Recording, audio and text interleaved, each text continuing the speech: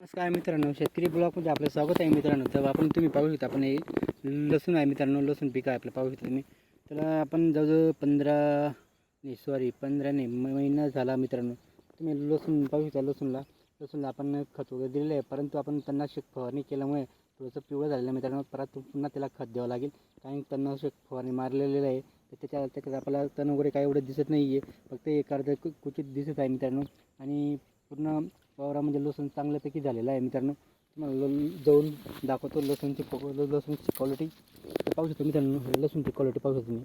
तर पाहू शकता मी असे साईज झालेले आहे. लसूण लांबून वेगळा दिसतो आणि जवळून वेगळा दिसतो मित्रांनो. पाहू शकता तुम्ही, लसूण आता डायरेक्ट एकदम भारी झालेला आहे मित्रांनो. 1 महिना झाला आपला लागवड करून. तर खूप छान पद्धतीने लसूण आपण फक्त आपल्या खाजगी खाण्यासाठी व थोडंफार विकलं जातं मित्रांनो. आपल्याला बाजारासाठी किरकोळ आपण विकून देतो आणि काही आपण ठेवतो आपल्याला स्वतःला खाण्यासाठी.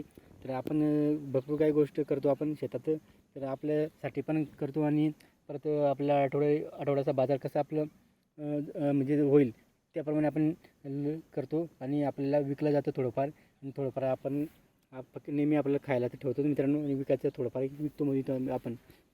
अशा पद्धतीने आपण थोडंसं लसूण लागवड केलं मित्रांनो.